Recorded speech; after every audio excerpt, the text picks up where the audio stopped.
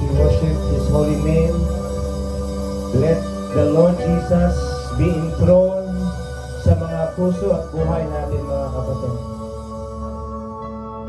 It's desire, Lord, as we worship tonight, Lord, we desire na Ikaw ang maging sentro at uupo sa puso ko, Panginoon. As we worship You, Lord, we desire to build Your throne in our hearts, in our lives, na hindi na kami, Lord, ang mag-ahari sa aming mga sarili. Lord, na hindi kami ang kalooban ang magaganap, Lord, but tonight, at sa araw na darating, we desire Your will be done, Jesus. Your will be done. Your will be done, Jesus. Once again, let's sing. Jesus, we enthrone You, Lord. Jesus, we enthrone You. We proclaim You are here. You are here, Lord. Standing here in the midst of us. We raise You up with our praise. And as we worship Your throne, and as we worship Your throne, and as we worship Your throne, come, Lord Jesus, and take Your place. For the last time, Lord, and as we worship, Lord, and as we worship Your throne, come on, church, hallelujah. And as we worship Your throne, and as we worship Your throne, come, Lord Jesus, and take Your place. Come, Lord Jesus, and take Your place. Come on, church, palakpakan natin si Lord. Come and take Your place in our hearts. Allow the Lord Church na makakaroon siya ng puwang at magkakaroon siya ng sentro sa ating mga puso at isipan ngayon. Bigyan natin ng lugar si Lord sa ating mga puso. Lord, tonight, oh God, we thank You. Alam namin na kasama Ka namin sa kalagitnaan ito, Panginoon. Lord, ngayon pa lamang, Lord, nagpapasalamat kami. Dahil alam namin na may gagawin Kang milagro, Lord. May gagawin Kang milagro, kagalingan. Milagro, Panginoon, na mabago ang buhay. Milagro na lalago ang aming pananampalataya. Lord, we are declaring that this day is the best day na meron kami. Dahil natagpuan kami sa iyong presensya, Panginoon. Lord, salamat. Tinataas Ka namin. Hallelujah. Pinupuri. Pinapasalamatan. Dahil alam namin, Lord, na sa iyo, Diyos, lahat ay posible, Panginoon. Lahat ay posible. Salamat, Panginoon. Sa gabi nito, Lord, Ikaw ang magsalita sa kalagitnaan. Ikaw ang magturo sa puso namin at aming mga kaisipan. Lord, inanyayahan Ka namin, Lord God, na kami turuan pa. Dahil alam namin, Lord, na pag wala Ka sa aming mga buhay, Panginoong Jesus, Lord, wala kaming magagawa. Ikaw ang nagbibigay ng direksyon. Ikaw ang nagbibigay ng kabuluhan sa aming mga buhay. Dahil kung wala Ka sa amin, Panginoon, Lord, lahat po is just nothing. Kaya Lord, salamat na sa gabing ito natagpuan kami sa iyong presensya, Panginoon. At salamat sa mga kapatid na nandito, Panginoon. Lord, let Your Spirit of God hover in every one of us.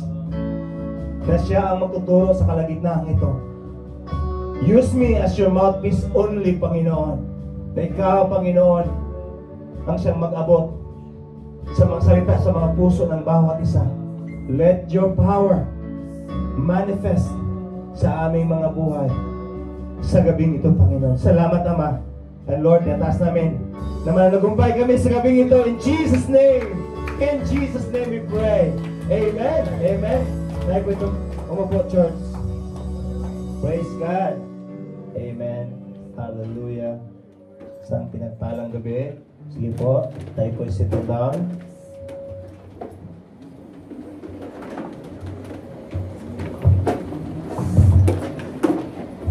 Praise the Lord.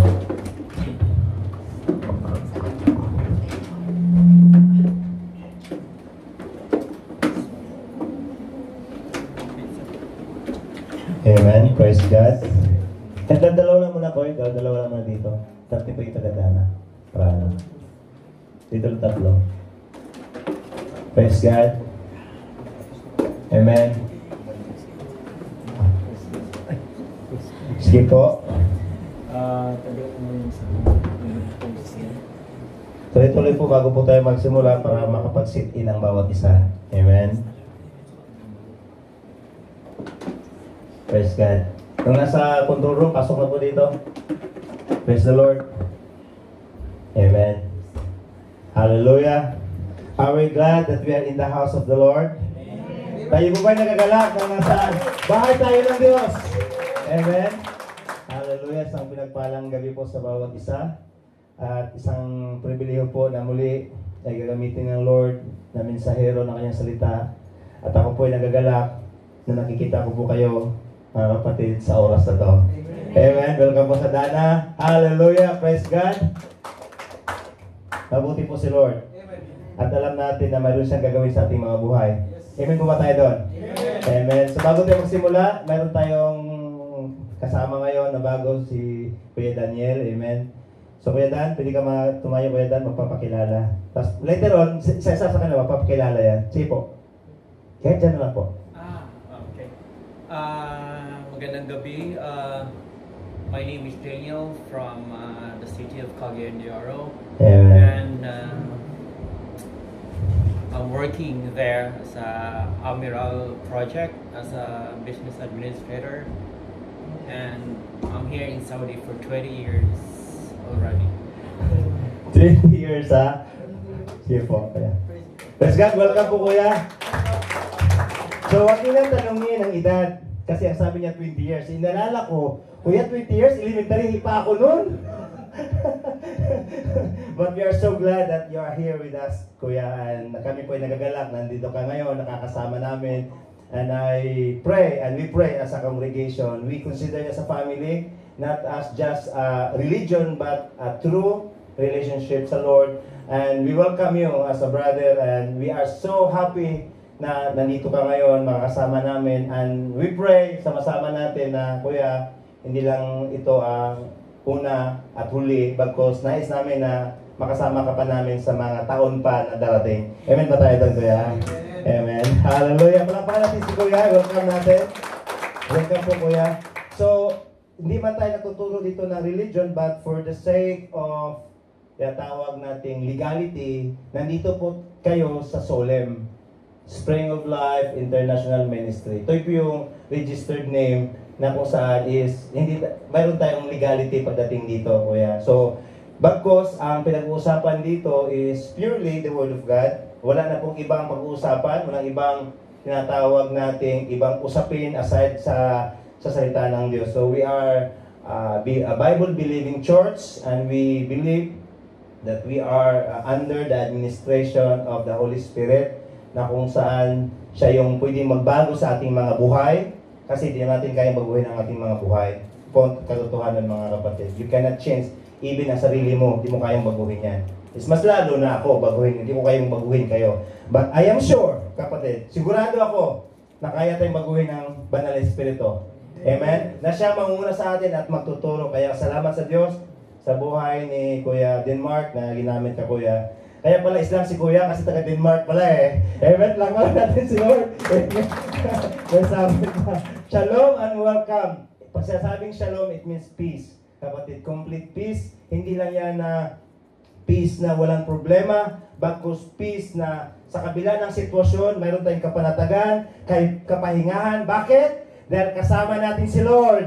Amen po? Palakpakan natin si Lord. Hallelujah! Praise God!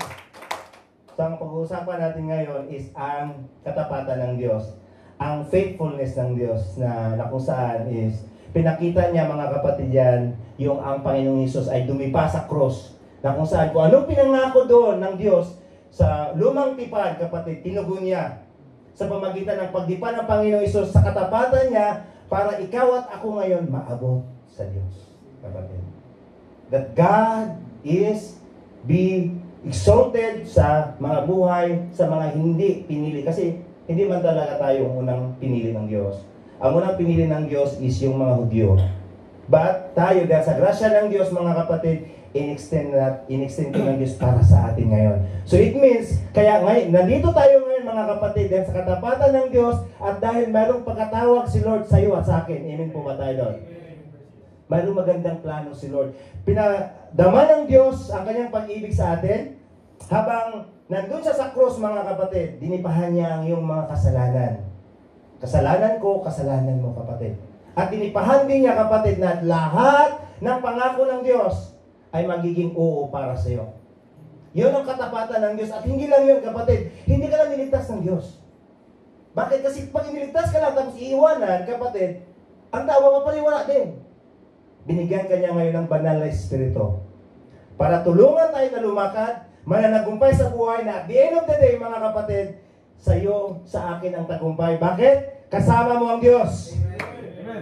That is the faithfulness of the Lord na pag-uusapan natin ngayon. Na kung saan, ang mundo, kapatid, huwag tayong huwag tayong masyadong magtiwala kung anong meron dito sa mundo, kapatid. Kasi in the moment, kapatid, maganda ang mga bagay na nangyayari. Pero may mga times na even ang tao nagbago-bago din. Even ang pamilya, nagbabago nga ang ugali eh, kapatid. Even kaibigan, nagbabago din.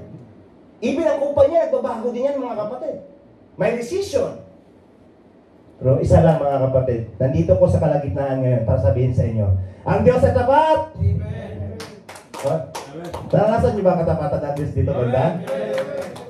Naranasan niyo? Amen! So ang Diyos ay tapat, mga kapatid! Amen! Katapatan ng Diyos, ang kabutihan niya, ang pag-ibig niya sa atin, kapatid. Yun yung kabutihan ng Lord na pag-usapan natin ngayon. Are we ready, kapatid? So ito yung ating theme verse ngayon. Praise God. Ang sabi dito, hallelujah.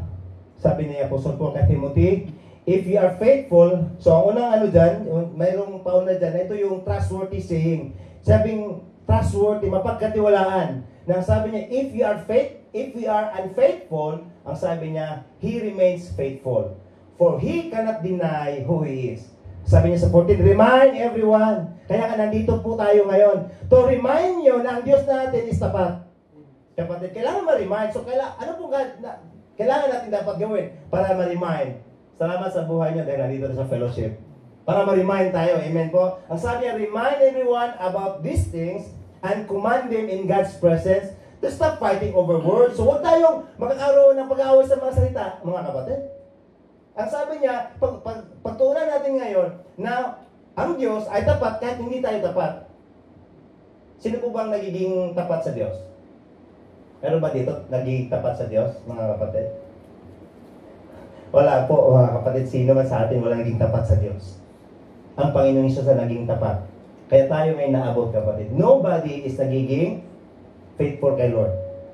Lahat tayo, mga kapatid, ay tinatawag na spiritual adultery. Bakit? Nagkikipagkaibigan tayo sa mundo eh. Minsan, naglilin tayo sa mundo kung anong meron sa mundo. Kaya nga, ang sabi niya, if you are faithful, what does it mean, mga kapatid? Ibig sabihin, mga kapatid, ito yung desisyon ng tao o desisyon ng mananampalataya na in some point, kapatid, is hindi straight ang paglakad sa Diyos. If that is conditional that you and me make a decision, atin ba ako nang gawa niyan? Hindi. Teka, mayroon akong gagawin. Lord, alam mo na, naintindihan mo naman eh. Usually, yun ang nangyayari, but that is okay. The Lord is faithful kahit hindi tayo faithful. Yun ang sabi niya, mga kapatid. Ang sabi niya, if we are unfaithful and that is who we are, ganyan tayo mga kapatid, pero si Lord na natiling tapat, mga kapatid. At ang sabi niya, for He cannot deny who He is. So ano pong ibig sabihin nito, mga kapatid? He remains faithful. Bakit? Kasi ito yung karakter niya, katangian niya. That the Lord, hindi lang si Lord gumagawa ng katapatan sa atin, but siya mismo ay tapat, kapatid. Ang sabi niya, He cannot deny who He is. So, ibig sabihin, ang katapatan ng Diyos ay hindi nababase sa katapatan mo. Hindi nababase sa mga performance mo sa work. o performance mo sa ministry o performance mo sa pananampalataya. Hindi mo makukuha, Lord, na maging tapat si Lord dahil tapat ka. Ang sabi, kahit ikaw ay hindi tapat sa Kanya, manatili siyang tapat. Bakit po? Kasi ang katapatan niya is nagbumula sa Kanya, hindi nagbumula sa iyo. Kung baka si Lord, hindi laban-bawi, laban-bawi. Isang katanungan niya ng may bahay ko, ang sabi niya, binabawi ba ng Lord ang blessing? Mga kapatid? Sa tingin niyo kaya mga kapatid? Nagbabawi ba si Lord ng blessing? Kasi pag nagbabawi si Lord ng blessing, ay hindi na siya magkakaroon ng faithfulness sa atin. So the Lord will never withdraw His blessing. Tayo lang yung lumalayo sa blessing. Bakit? Kasi siya yung mismo ang blessing. Ang hinahabol kasi natin mga kapatid is yung mga sumusunod lang o pawang karagdagan lamang. Kaya nga, tonight, ang sabi ni Apostle Paul kay Timothy, remind everyone.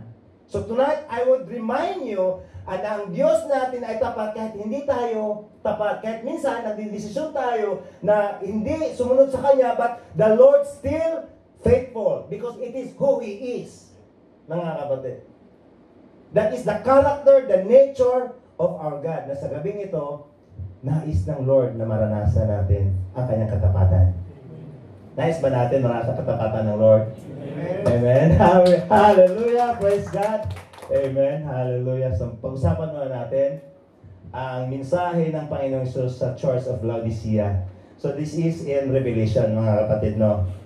So sometimes, mag-tackle din tayo kung anong dito nasusulat sa Revelation. Actually, pag magbabasa tayo ng Revelation, mga kapatid, ito yung, ang sabi ng Lord that, pag tayo po ay nagbabasa dito, mga kapatid, nandun yung pagpapala. Lahat naman, pag tayo nagbabasa ng Bible, nandun yung blessing. But the book of Revelation says, in Revelation 1, chapter 1, verse 3, God blesses and those who reads the words of this prophecy. And He blesses all who listen. Pag pakinggan natin ngayon at binasa natin mga kapatid at sinundan natin, is, sabi niya, God will bless them. So at the same time, I would also, kapatid, kasi maraming kumbaga, nangaral ng Revelation, ang buhay din na disalign. Kasi sinabi din dito sa bandang dulo mga kapatid sa chapter, na bawal din tayong magdagdag at magkulang pagdating sa aklat na to. Kasi ito yung propesiya ng Diyos sa kapanahonan natin. Pag-usapan natin ngayon, kapatid, kung ano yung mensahe patungkol sa faithfulness ng Lord regarding sa Church of Laodicea. Amen po, mga kapatid? So, we're ready. So, ito yung sinabi ng Panginoong Hesus. Amen? Kay Apostle John. Ang sabi niya, write this letter to the angel of the church in Laodicea. This is the message from the one who is the Amen, Amen, which is the faithful and true witness. So Jesus Christ is our Amen. Ibig sabihin, pag lahat ng pangako ng Diyos, pinadaan natin sa Panginoong Hesus, wala pong no kay Lord. He is our Amen. Yan pong ibig sabihin ng Amen is yes. Faithful and true witnesses, the beginning of God's new creation. So dito, makita natin sa lahat ng churches niyan, there are 7 churches, magkakaiba po yung introductory ng Panginoong Hesus at malaki pong kaakibat niyan sa kung anong meron siya sabi ng Lord sa church na yan, mga kapatid. So, sinasabi dito that He is the Amen and the faithful and true witness. Ano ang sinabi ng Lord dito? I know all the things you do.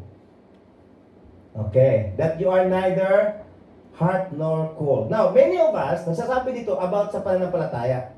But kung titingnan natin ang statement, ang sabi niya dito, I know all things you do. Ibig sabihin, there is something about what you are doing sa panambahan, sa ministry, o even sa buhay mo. Alam ko yung ginagawa mo.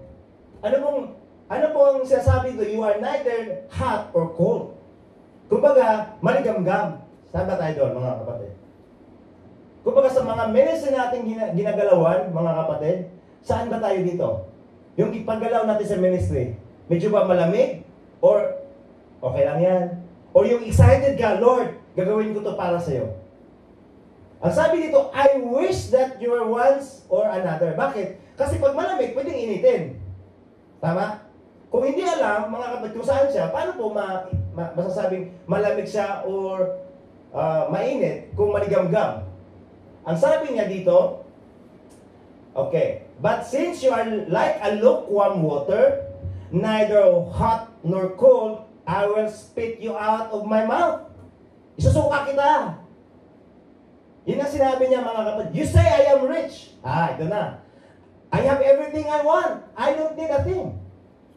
Mga kapatid, may nabanggit kanina, sino pong mayaman dito? Mayaman sa pera, physical, o mayaman sa kaalaman? Ang sinabi mo, mayaman ka. At wala ka pa kailangan. Ito yung mahirap ngayon, mga kapatid. Na lalo na, sabi nga ng kuya na nag-sharing kami ni kuya kanina na the more na sabi niya na nagtataka siya na kahit walang aral sa Bible School, mas nagiging successful pa sa ministry. Yung mga doctorate, ang sabi niya, walang church na naipunda or nagkakaroon ng pag-steward. Yung walang aral, nagkakaroon ng 10 church. Yun ang tandaan natin ngayon. Ang sabi ng Lord, you say, you are rich. You say, I am rich. I have everything I want. Ang sabi niya, I don't need a thing. Diba pag mayaman, gano'n yan, wala akong kailangan dyan. O yung maraming alam, hindi ako makikinig sa'yo, marami akong alam eh. Wala bang sabi ng Panginoon dito, mga kapatid? Ang sabi niya, you don't realize that you are rich, kahabag-habag, miserable, kawawa, poor, mahirap, blind, bulag, naked. Walang damit. Spiritual yan, mga kapatid.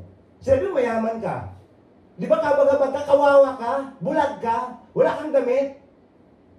Yun ang sinabi ng Panginoon dito sa the Church of Laodicea. At ang sabi niya, I advise you to buy gold from me. Gold that has been purified by fire, and you will be rich. Now, merong magandang mensahe, mga kapatid, but hindi yung bukabuhan ng mensahe, kaya ilet ko natin. Isang schedule yan sa susunod. Amen. Ang sabi niya, and also buy a white garments from you, so you will not be ashamed by your nakedness and your ointment for your eyes, so you will be able to see. I correct and discipline everyone I love, so will be diligent and turn from your indifference.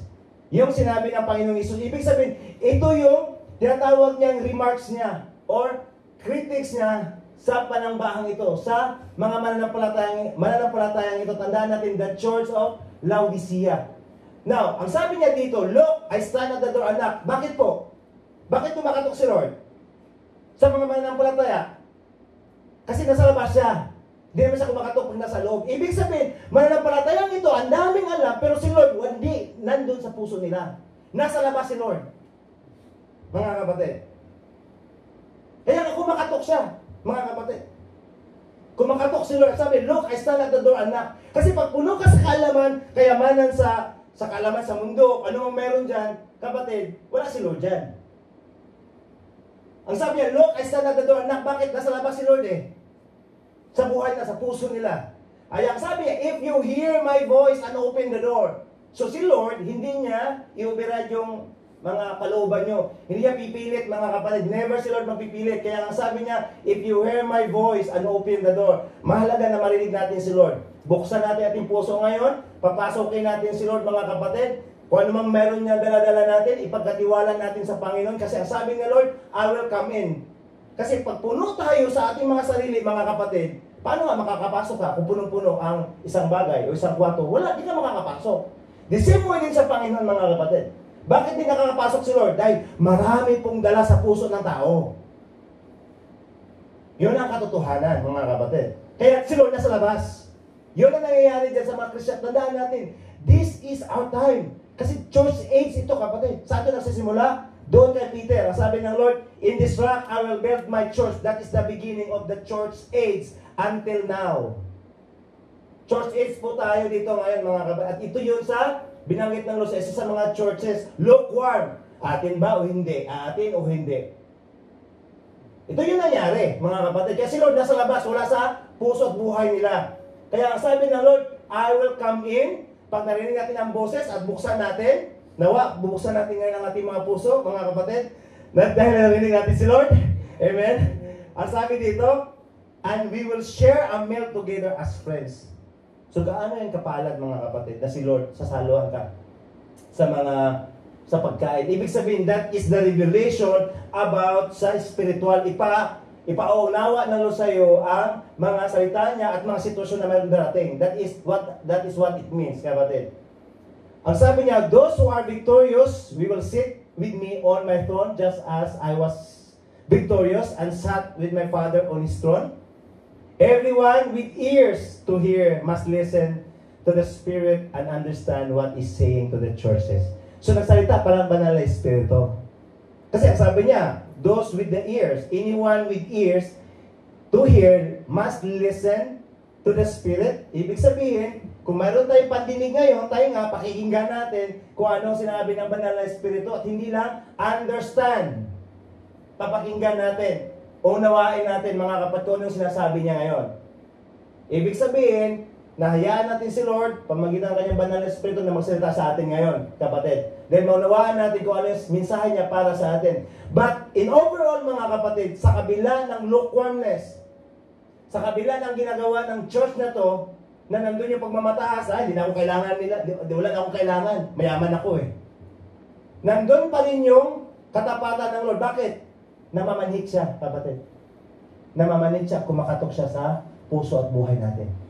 Ito yung katapatan ng Lord. Ibig sabihin, hindi si Lord natigil sa pag-abot sa atin. Tandaan natin, si Lord meron ding mga ginagamit. In some point, meron ginagamit dito ngayon na nag-abot sa bawat isa sa atin, mga kapatid, ginagamit yan ng Lord. Ibig sabihin, si Lord ay hindi natigil na pag-abot sa atin, pag-remind sa atin na magbalik tayo sa Panginoon, na dumalo tayo sa gawain. Bakit po?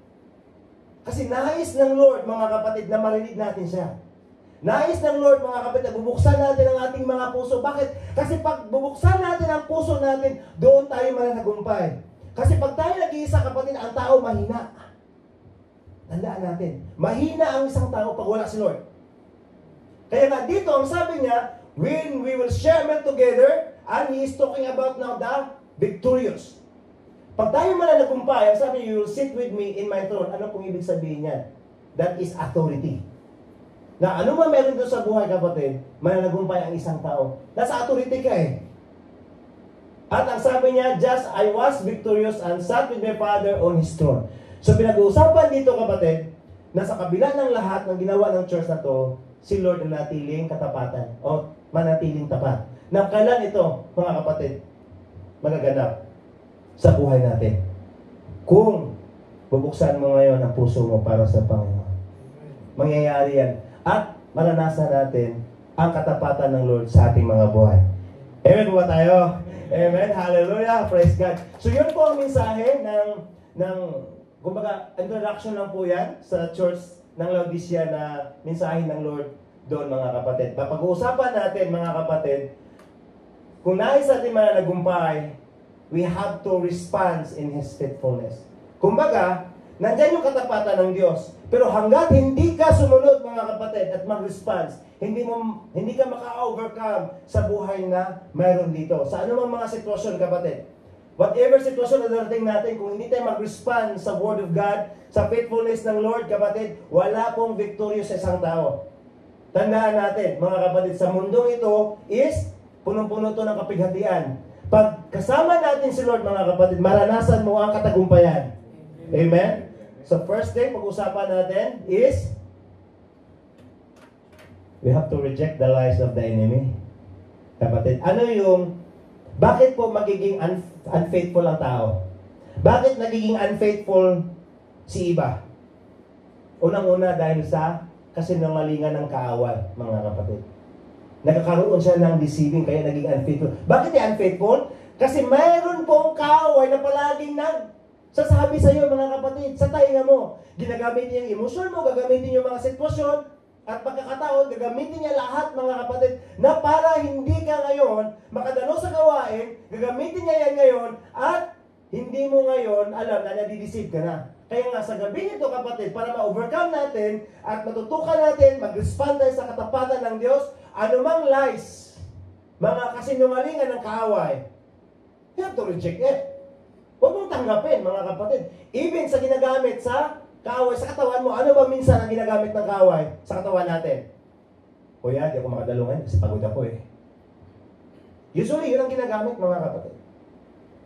Normal tayo mapagod, may trabaho eh. Pero ang katapatan ng Lord, pag tayo pumaroon sa Panginoon, nandun yung kapahingahan. Nandun yung kabalikan ng kalakasan, mga kapatid. Yan po ang lies na kaaway na ginagamit sa atin minsan. Na kung saan is, nadadala tayo kung ano yung sinasabi ng mundo, ano yung sinasabi mga kapatid ng ating mga sitwasyon sa emosyon. Now, dito, ang pag-usapan natin mga kapatid is mahalaga to. Bakit? Kasi sinabi ito ng Panginoon sa mga Pharisees. Pag sinasabing mga Pharisees, mga theologian, wala pong ikakumpara sa kanila kung ano bang theologian ngayong araw na to. Bakit? Kasi aral sila, memorize pa nila yung Torah. Pinag-usapan nga namin ng kapatid, alam nyo ba ilan yung law ni Moses? That is 613. Memorize nila lahat yun, kapatid. So wala ikumpara sa kanila ang pagiging theologian. Katulad nila ni Saul o ni Apostle Paul. Now, sinabi ito ng Panginoong Hesus sa mga theologian. Kaharap niya ito mga religious, kapatid. Mga religious teacher. Anong sabi ng Lord? Why can't you understand what I am saying? Bakit hindi nyo maunawaan ang sinasabi ko? Because you can't even hear me. Ito yung mahalaga mga kapatid. Nagsasalita ang Panginoong Hesus, hindi na maintindihan dahil hindi na marinig kung anong sinasabi ng Lord. Dahil hindi yan literal, kapatid. Kasi sa sobrang puno na mayroon sila na aral, kapatid, hindi nila maunawaan kung anong sinasabi ng Panginoong Hesus. Yun po ang dahilan. Pag sobrang isa na mayroon tayong daldala, hindi mo talaga marinig kung anong sinasabi ng Lord, mga kapatid. At ang sabi niya, tandaan niyo, anong sinabi niya, mga kapatid? Sa mga aral o sa mga tinatawag nating religious noon. For you are the children of your father, the devil. Ano pa anak ang devil? See? Very clear yan mga kapatid na hindi yan kay Kuya Nils. Mula yan sa bibig ng Panginoong Hesus. Ang sabi niya, and you love to do everything He does. He was murderer from the beginning. He was always hated the truth. Because there is no truth in Him. When He lies, it is consistent with His character. For He is the liar and the father of lies. Now, ang punto dito, sino ginamit, mga kapatid, ng kaaway para po kontrahin ang Panginoong Hesus? Wala po sa labas. Kapatid, bakit gagamitin ng kaaway yung sa labas? Sa kanya yun eh. Ang gagamitin niya, kasama din sa loob. Kaya nga, nireject ng Lord ang kanilang mga sinasabi because they are contradicting what is in the truth because they cannot understand what is the message of the Lord. Kaya mag-ingat din tayo, mga kapatid. I am telling you, hindi lahat nagsasabi ng salita ng Diyos ay totoo. Pero paunahan ko na kayo, mga kapatid. Kaya nga, ang pag-usapan natin yung pure biblical, kapatid. Kasi dito ang sabi niya, you are the children of your father, the devil. Sipin mo yan mga kapatid, kaharap niya yung mga religious. Mga tinatawag natin, nandun sa pamumunuan. Kasi pamunuan naman talaga yan sa noong unang panahon, kapatid. Yun yung batas nila, yun yung sinusunod nila eh. Pero ang sabi ng Panginoong Hesus, your father is the devil. Bakit? Because they are contradicting the truth. Now, kung is there anyone, mayroong isa, kapatid, na nagkakaroon kayo ng doubt sa pananampalataya, sa Word of God, that is not from God. That is not from God, mga kapatid. Kung nakakaroon kayo ng doubt ngayon sa mga narinig nyo regarding sa salita ng Diyos, that hindi yan nagmumula sa Diyos. Kasi yan ang ginagawa noon pa man. At ang sinasabi ko, mga kapatid, is ang ginagamit is wala sa labas na sa loob. Kaya nga ito, pag-usapan natin, pag may marinig tayo mga kapatid na hindi consistent sa Word of God, you have to reject it. Huwag mong tanggapin. Hindi yan ikaw. Hindi yan para sa'yo.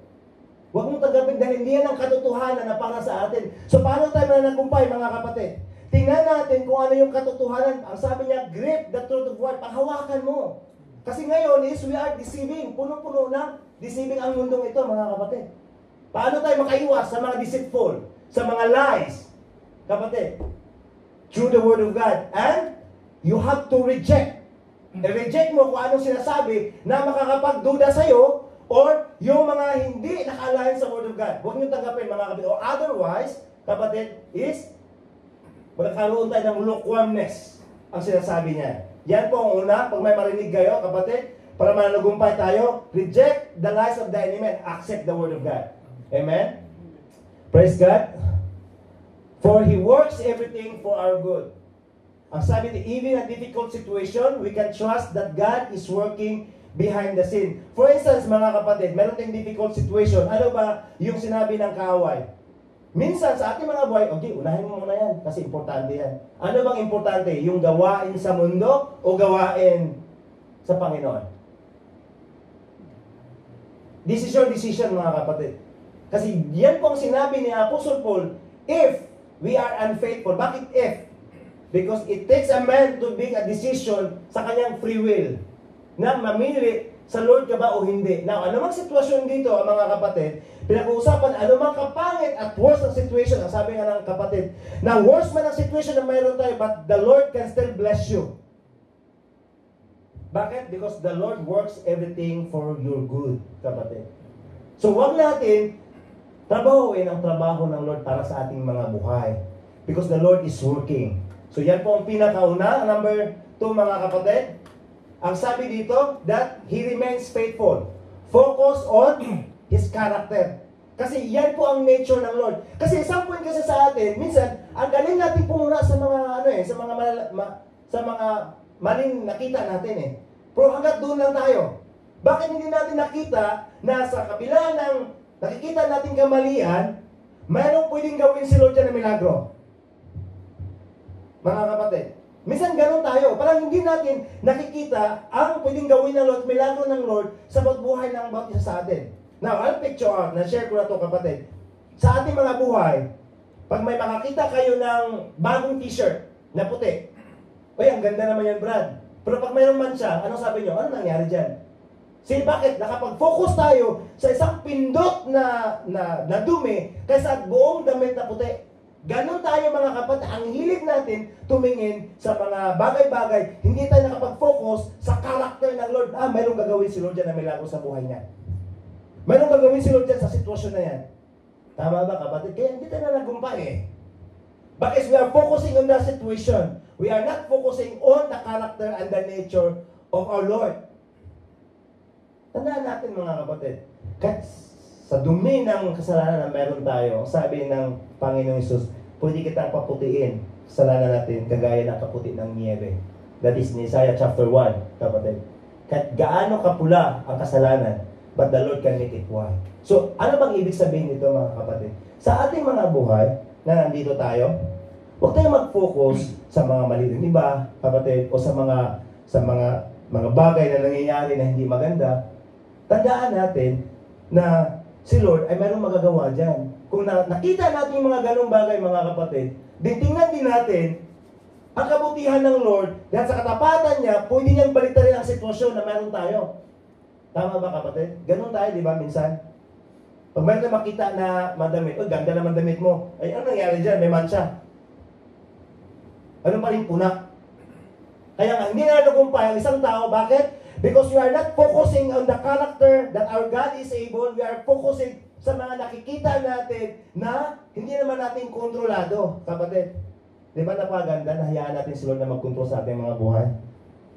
Na mag-focus tayo sa katapatan ng Diyos, hindi sa katapatan at pwede natin magawa, mga kapatid. Amen po ba? Bakit iba na yung mukha niyo, mga kapatid? Ganun ang realidad. I'm just telling you, mga kapatid. Kaya hindi tayo nakakausad. Bakit? Ang galing natin pumuna eh.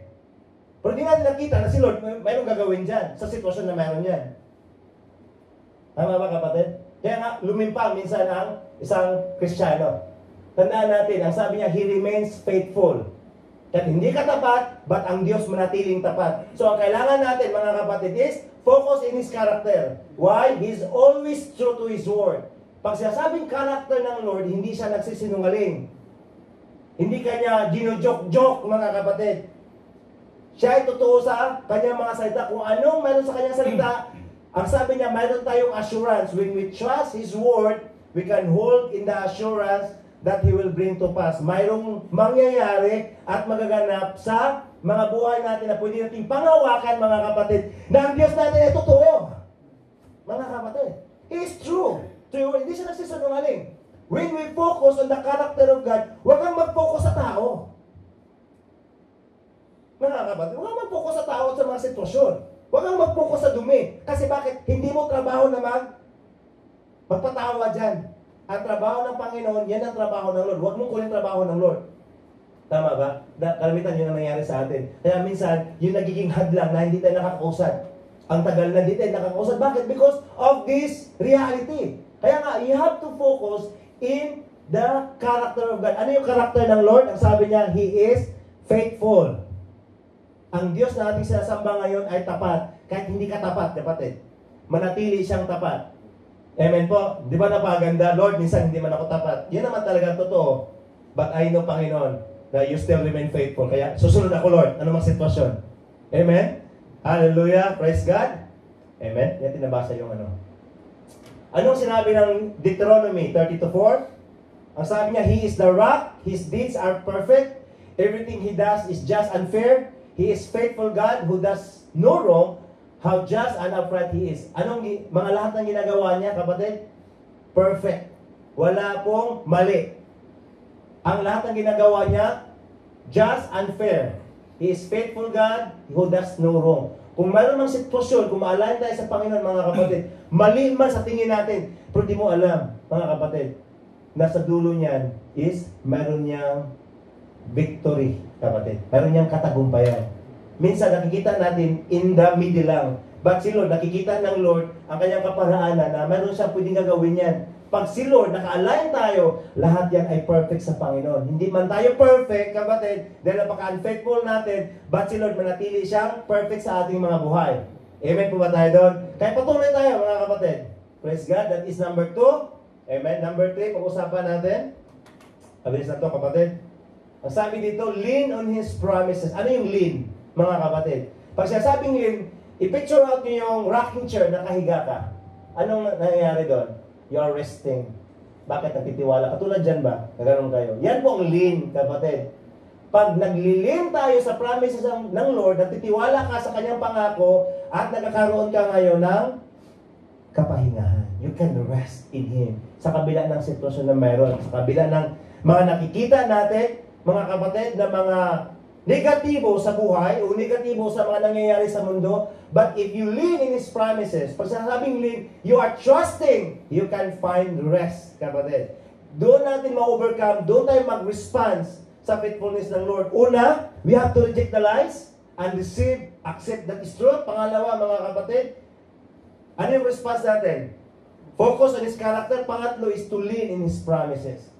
Yung mamahinga ba sa pangako niya? Ang sabi niya dito, mga kapatid, for He cannot deny who He is. Ibig sabihin, pag tayo'y namahinga at nagtiwala sa pangako ng Diyos, ano po ibig sabihin? That the Lord will fulfill it. The Lord will do it. Kasi ang sabi niya, He cannot deny who He is. Hindi niya ipagkaila kung sino siya. Sino bang Diyos natin? Faithful. Kung ano yung pangako niya, ibig sabihin, totoo pa rin niya para sa iyo at sa akin. Kailangan lang natin mag-response. Ano yung response? Mag-lean sa kanyang promises. Kasi kung makatok si Lord, hanggat hindi mo papasukin si Lord ngayon sa puso mo, kapatid, walang mangyayaring katagumpayan. Yan ang sasabihin ko. Walang katagumpayan apart from the Lord. At the end of the day, mapagod ang tao, kapatid, lahat ng inipon mo, isipin mo, for how many years, Pilipinas umuwi, nawala lahat. Bakit? Yun ang tandaan natin. Ang katagumpayan nasa Panginoon. Wala sa tao, kapatid. So dito, sabi dito, kapatid, sa mga uncertainty time. Ano yung uncertainty? Kasi walang kasiguraduhan. Digmaan ng buong mundo, di ba? Political natin, unstable na. Walang kasiguraduhan, mga kapatid. Ito lang sasabihin ko, sigurado tayo sa pangako ng Diyos. Sigurado ba kayo? Yes. Siguraduhin natin, mga kapatid. Anchor your life. Anchor, i-connect mo ang buhay mo sa katotohanan na yan. Dahil pag i-connect natin, mga kapatid, hindi kayo papahiya ng Lord. Ang sabi niya dito, your eternal word, O Lord, stands firm in the heaven. Your faithfulness extends to every generation, as enduring as the earth you created. Ibig sabihin, ang salita ng Diyos, bago binaba yan dito, nandun na. Yan po ibig sabihin yan, mga kapatid. Nandun na. Stands firm. It's settled. Established already, kapatid. So, kailangan natin, since established na ang salita ng Diyos, wala ka nang idadagdag. Hindi mo na dapat kulangan. Ang ano pong dapat nating response? Sundan mo na lang. Kapatid, sundan mo na lang sa salita ng Diyos. Yan po ang nais ng Lord. Ang sabi niya, your faithfulness extends to every generation. Kung tayo ngayon, sumunod, mga kapatid, sa Panginoon, yung susunod na henerasyon, makaranas siya ng pagpapala mula sa Diyos. Kasi ang sabi niya, extends to every generation. As enduring as the earth you created. Enduring, mananatili hanggat mayroon pang mundo kasi magbabagong mundo mga kapatid. There will be a new earth. So kailangan natin ngayon is mag-lean sa promises. Now, mayroon ka bang pinanghawakan na pangako ng Lord ngayon? Ano yung pinanghawakan mo na dala-dala mo ang pangako ng Lord mga kapatid? Kasi kailangan mong mag-lean eh. Na kung wala ka ngayon pinanghawakan na dala-dala pangako ng Lord, paano tayo ngayon mga kapatid magkakaroon ng pag-lean, pagpamamahinga sa kanyang pangako kung hindi mo dala-dala yung pangako natin, pangako ng Lord? So simulan mo na, dali ang pangako ng Lord. Meron ba tayong dalang pangako ng Lord? Meron, sigurado, kapatid. Amen yan. Pag meron kang dala ng pangako ng Lord, mga kapatid, you are anchor your life unto God. Sa kabila ng mga hindi kasiguraduhan sa araw ng bukas, sigurado ka, kapatid. Bakit? Kasi sigurado si Lord para sa'yo. Tayo lang kasi minsan hindi sigurado kay Lord eh. Lord, gagawin mo ba ito? Hindi. Gagawin tayo, Lord, ibigay mo ba ito? Hindi. Ganon tayo minsan. Kaya nga nangyayari is, para tayo yung naglaban baho eh, kapatid. Yun ang pag-unfaithful natin sa Panginoon. Tama ba? Si Lord, sigurado para sa'yo. Sigurado ka ba kay Lord? Wala na. Kasi hindi naman talaga tayo sigurado sa ating mga paglakad, kapatid. Unless, kapatid, meron kang dala-dala ng pangako ngayon sa Panginoon. So, dalhin natin ang pangako ng Lord. Amen? Plapakan natin si Lord. Amen. Bakit natin kailangan dalhin, kapatid? It's ensure that His plans for us is good and filled with hope. His plans are for our benefit. Para sa benepisyo, mga kapatid. Ang benepisyo, wala dun sa kumpanya. Gamitin ng Lord yan para makapag-benefit tayo. Yan po ang katotohanan. But the benefit is in the Lord. Bakit? Kahit anong dami mo ng pera, kapatid, pero hindi mo naman may enjoy, it's not benefit. Kung hindi ka naman masaya, walang benepisyo.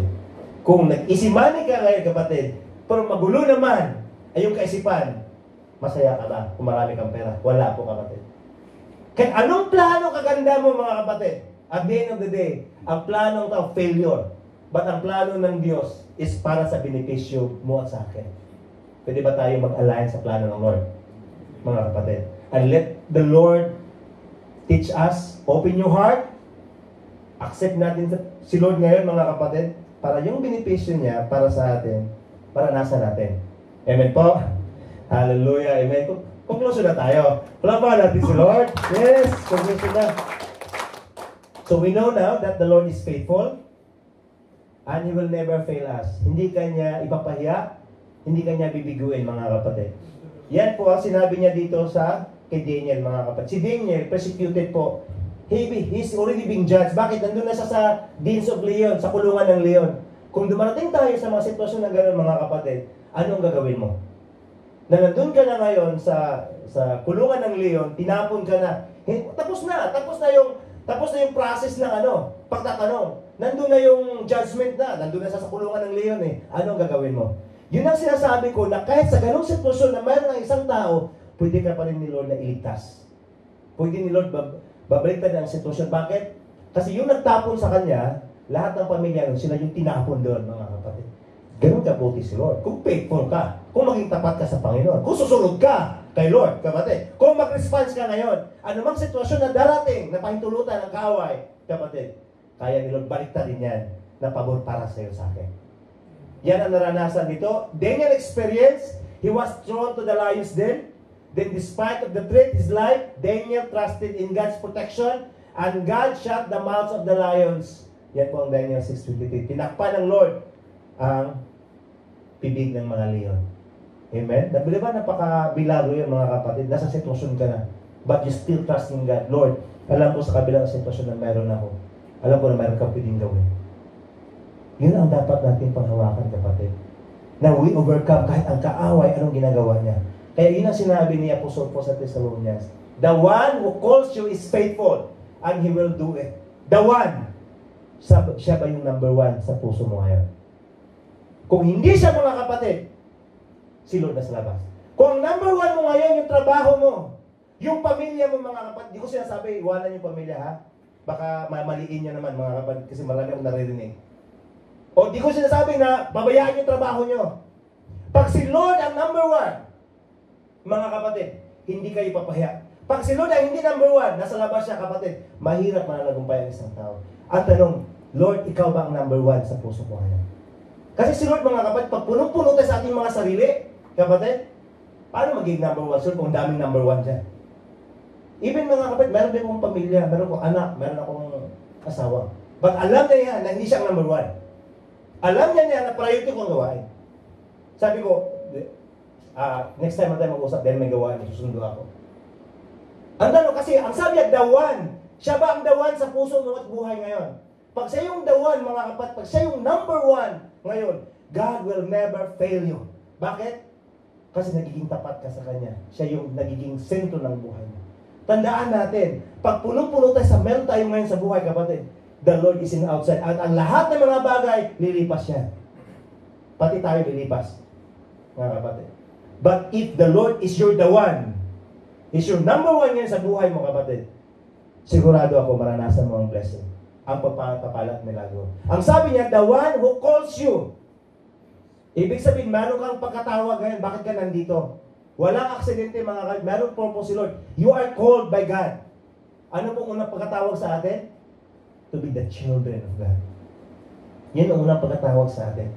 We are called to be the child of God. Ang sabi niya, who calls you? Kung nandito tayo, mga kapatid, meron kang purpose. Ang purpose natin is makilala si Lord. Yung pinakaunang purpose natin, kapatid. At ang sabi niya is faithful. Ibig sabihin na ang tumawag sa atin, pag siya nandito sa atin, mga kapatid, tapat siya. At ang sabi niya, anumang meron na kahilingan natin, align sa kalooban niya, He will do it. Hindi niya sinasabing maybe He will do it. Baka sakali gagawin ng Lord. Hindi po. Ang sabi niya, sigurado si Lord. Gagawin ng Lord, mga kapatid. Di ba? Napakaganda, napakasarap, kapatid. Ano mang nais mo, align sa kanyang kalooban, Lord, alam ko, gagawin mo talaga ito. Lord, pag mayroong sitwasyon, Lord, alam ko, maranasan mo ang katagumpayan. Maranasan ko ang katagumpayan ko. Kaya alam ko, kasama kita. Yun yung nais ng Lord, mga kapatid. At sa iyong lingkod, alam niyo ma'am po na mayroon akong investigation last week sa sabi, and the Lord experience that. Pinaparanas ng Lord sa akin yan, mga kapatid. Kaya sa kabila ka ng investigation o sitwasyon, kapatid, the Lord can lift you up and save you. At ang sabi niya, He will do it. Pwede kang absultuhin ng Panginoon, kapatid, kung mayroon ka sa sitwasyon. Di ba yun ang nais natin, mga kapatid? The Lord will do it for you. Bakit po? Dahil siya ay tapat. Hindi dahil tapat tayo, mga kapatid. Katulad sa na-experience kay Daniel, nasa gitna na siya, kakainin na siya ng leon. Pero walang nagawa ang leon. Bakit? Kasi ang Diyos niya tapat. At yun yung Diyos na sinasamba natin ngayon. The same God. It never changed. The same God. Noon, Diyos ni Daniel, at ito yung Diyos na ating mayroon ngayon, mga kapatid, na pinag-aralan natin ang kanya salita, kapatid. Amen po? So, anong dapat natin gawin? Ano ang sabi ni Apostle Paul? Remind everyone. Na paano ka ma-remind kung hindi ka mag-fellowship? Paano ka ma-remind kung hindi mo sinusurahan o pinaikutan ang buhay mo sa mga kapwa-believers? Sino mag-remind yung tagalabas? Hindi po. Toxic yung nasa labas, mga kapatid.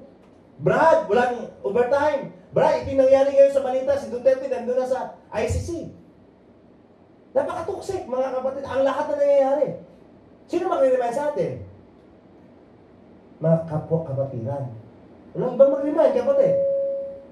Ang mag-remind sa atin kaya nagmamalasakitan tayo is ang kapwa-kapatiran. Kaya nga sabi ni Apostle Paul sa 14, remind everyone about these things. Kaya nga, I'm encouraging you, mga kapatid, to always, to go fellowship, na si Lord ang maging number one sa ating mga puso, mga buhay. We share testimonies, God faithfulness, para ma-encourage tayo na sa paglakad sa buhay na ito. Amen po tayo. Sinong gusto, mga kapatid? Tayo po tumayo. Praise God. Hallelujah. Amen. Praise the Lord. Thank you, Jesus. Hallelujah.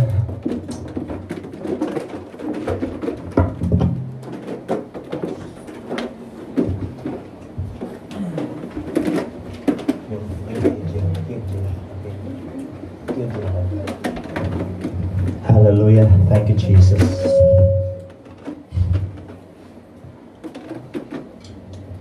Hallelujah. Thank you, Lord. Dito po tayo, kapatid. Huwag kayong Nandito yung blessing. Is the Lord Jesus. Amen. Hallelujah. Balikan natin ang mensahe ng Lord, kapatid. Nasa kabila ng ating ang pagiging hindi tapat, ang Diyos ay manatiling tapat. Huwag nating paantayin na katulad ng Church of Laodicea na si Lord kumakatok. Kapatid, pag mayroong kumakatok sa atin ngayon, ano po ba ang dapat natin gawin? Diba kailangan natin buksan? Kapatid, sinaniyahan ko ngayong oras na to, buksan natin ang ating mga puso sa Panginoon. Do not harden your hearts. Allow the message of God na makakaroon ng meditation sa atin. I-remind natin ang ating mga sarili sa kabutihan ng Diyos, sa katapatan ng Lord. Ano mang sitwasyon na mayroon ka ngayon, tandaan mo, kapatid, ang Diyos ay mayroong magagawa sa sitwasyon na mayroon tayo. Ang sabi doon, the Lord will do it. The Lord will do it. Kung ano mang kaharap mo ngayon ng sitwasyon na hindi mo maunawaan, ano mang klaseng sitwasyon yan, make the Lord Jesus be the one of your life. Gawin mo siyang number 1 priority sa buhay mo. Umpisahan mo ngayon, kapatid. Dahil tinawag ka ng Lord. Walang aksidente po kung bakit ka nandito. The Lord called you for a purpose. And that purpose is to know Him, to praise Him, and to worship Him. Yan ang pinaka-purpose na pagkatawag sa atin, mga kapatid.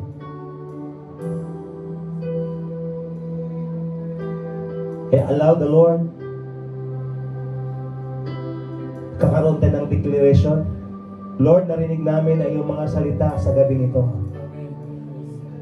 Lord, sa gabing ito, binubuksan ko ang puso ko para sa iyo. Lord, binubuksan ko ang aking buhay para sa iyo. At Lord, inanyayahan kita, Panginoon. Inanyayahan kita sa buhay ko. Na Lord, baka sa mga panahong ito, Lord, nasa labas ka ng buhay ko dahil punong-puno ako sa kabalahan, punong-puno ako sa mga anxiety, punong-puno ako sa mga depression, punong-puno ako sa mga plano, punong-puno ako sa kalaman na meron ako, punong-puno ako anumang meron dito sa mundo.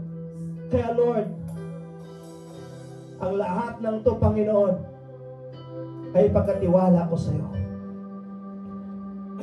Katulad sa sinabi ni Apostle Paul, na lahat ng nalaman niya, kapatid, is kinoconsider niya garbage. Ano mang meron tayo ngayon na dala, pagkaloob mo sa Panginoon. At hayaan mo si Lord. Nasaluhan ka sa sitwasyon na meron ka ngayon, kapatid. Ano mang meron ka ngayon, at meron tayo ngayon na tinatayuan at kinakaharap, tandaan mo, kapatid, the Lord called you. And the one that who called you is faithful. And surely He said that He will do it. Gagawin niya, kapatid. That God will never fail us. Hindi ka bibiguin ng Lord. Hindi ka ipapahiya ng Lord. Sa mundong ito, ipapahiya ka, kapatid, sa trabaho, even sa kamag-anak, even sa pamilya. May mga times na napapahiya tayo sa mga kaibigan. But the Lord, hindi tayo ipapahiya ng Panginoon, kapatid. At mayroong magandang plano si Lord para sa iyo. Dahil mabuti siya. At mayroon siyang magandang pagkatawag para sa iyo at sa akin. At sa mundong ginagalawan natin, mga kapatid, nakikita natin ang sitwasyon sa mundo. Huwag na tayong sumang-ayon doon. Huwag na tayong sumama doon, mga kapatid. Distraction yan ng kaaway. Reject the lies of the enemy. Do not accept kung anong nangyayari. Even sa ating mga buhay, mga kapatid, bagkus, declare always the goodness. Focus the character of God. And trust and lean in His word, in His promises. Katulad sa Laodicea, mga kapatid, that who will be the victorious will sit with the Lord Jesus Christ. Ang nais ng Lord, mga kapatid, na mananagumpay tayo sa mundong ating ginagalawan, sa kabila ng sitwasyon, sa kabila ng testing. Kaya, lift up your heart to the Lord. Lift up your heart. Can I request, pwede ba natin itaas ang ating mga kamay? Father, we surrender everything that we have. Surrender mo, kapatid, ang anong mayroon tayo. Hindi natin alam ang araw ng bukas. Hindi natin hawak ang araw ng bukas, kapatid. But si Lord, alam niya at hawak niya araw ng bukas at hindi tayo papahiya. Father, we thank you. Lord, we are raising our hands unto you as an act to surrender and to worship you and to praise you. And tonight, O Lord God, Lord, we receive your mercy. We receive your blessing. We receive your favor and we receive the breakthrough sa lahat ng sitwasyon na meron kami. Lord, we want to see your glory. We want to see your power. We want to see, Lord, the victory na mayroong magpapatutuo, Panginoon, na ikaw ang Diyos na mayroong ginagawa sa aming mga buhay. Ama, salamat sa mensahe. Salamat na ikaw ang magtuturo sa buhay namin. At sa gabing ito, Lord, lalabas kami na punong-puno ng katagumpayan. Our life will never be the same again. In Jesus' name we pray. Amen. Hallelujah.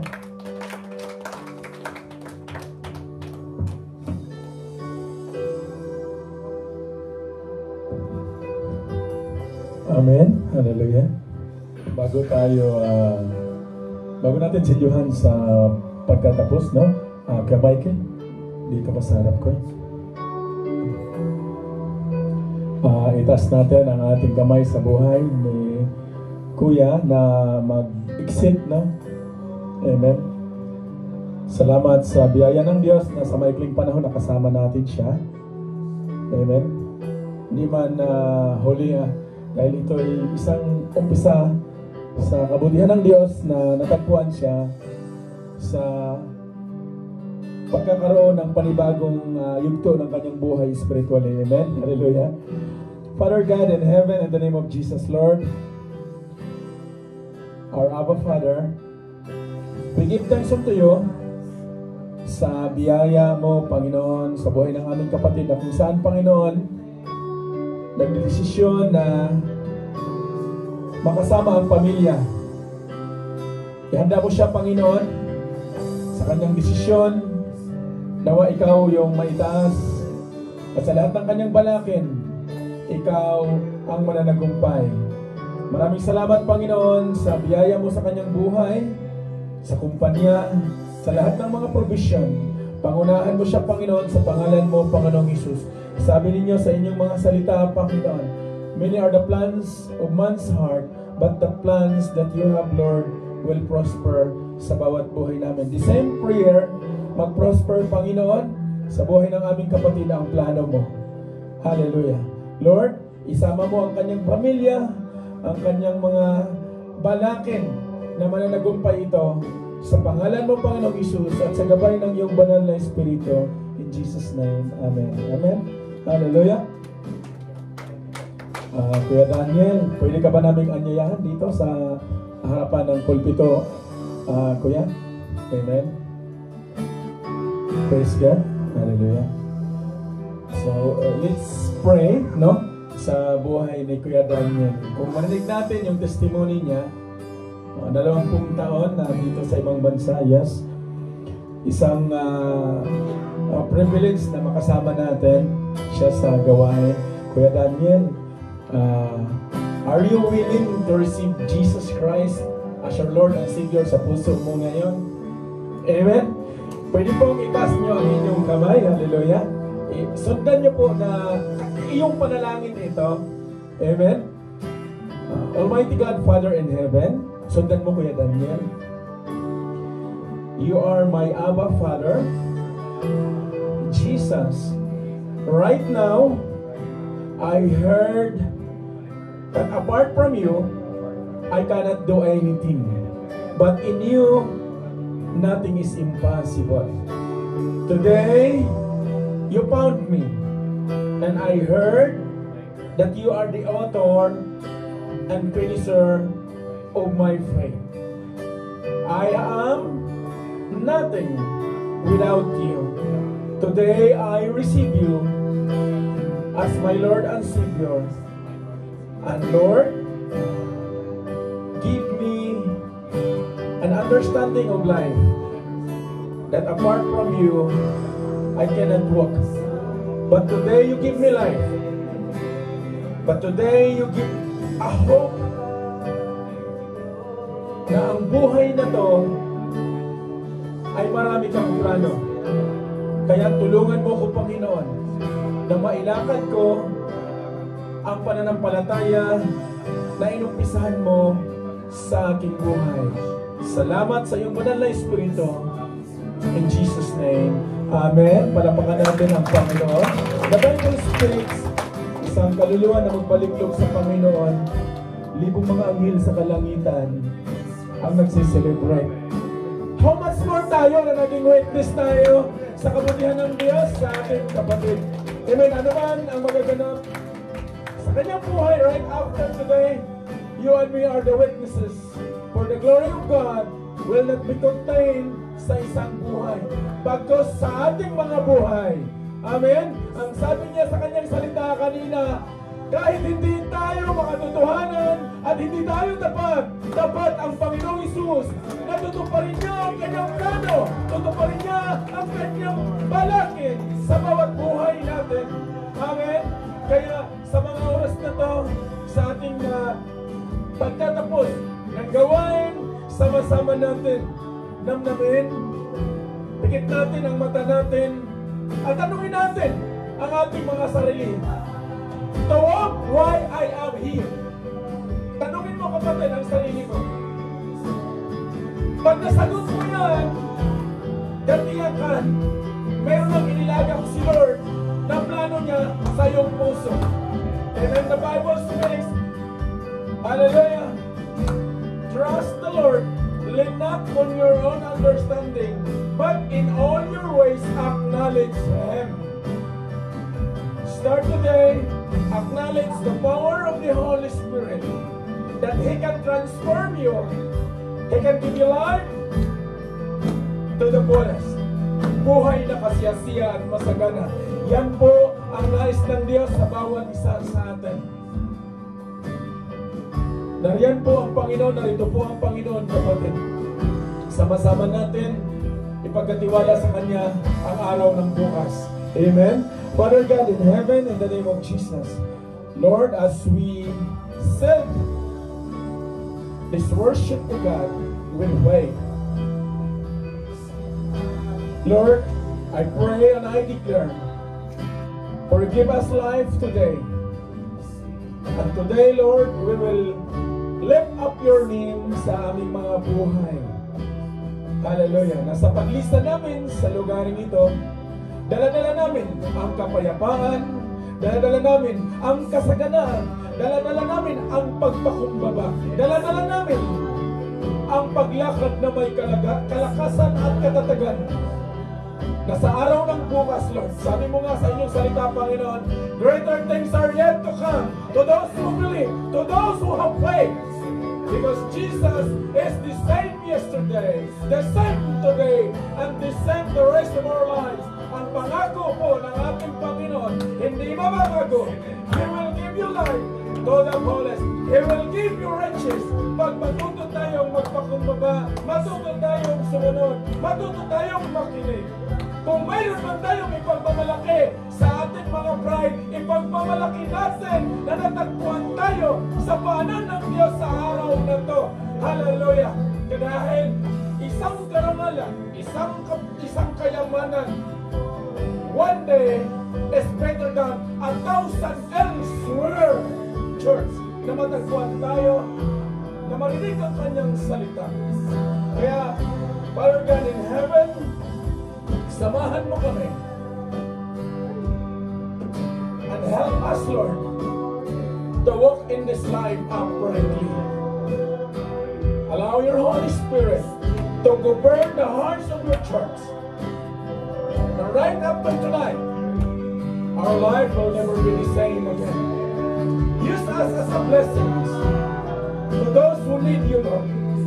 Gamitin mo ang bawat isa. And Lord, salamat sa mga kapatid na narito. Salamat sa mga ginagamit mo, Panginoon. Ang transportation ministry, ang kitchen ministry, ang lahat ng mga kapatid na nag-involve, Lord. Lahat ng ito ay pinapasalamatan namin. Salamat sa mga testimony. Salamat sa mga nag-render ng kanilang pasasalamat pag-awit, Panginoon, ang buhay ng Tita Maricel. Lord, maraming salamat. Dahil sa araw na to, mananagumpay ka sa aming mga buhay. Panghawakan namin na may pananampalataya na tonight, meron kaming bagong damit, Panginoon. Damit na punong-puno ng pag-asa. Na tanging kayo lamang ang may kakayanan na bigyan ito ng pagbabago sa aming mga buhay. Salamat sa gabing ito. Purihin ka, O Diyos, dakila ka sa lahat. This we pray through Christ Jesus our Lord and Savior. In the name of the Father, in the name of the Son, and in the name of the Holy Spirit. Church, claim and declare by faith. You have Jesus in your life today. In Jesus' name. Amen.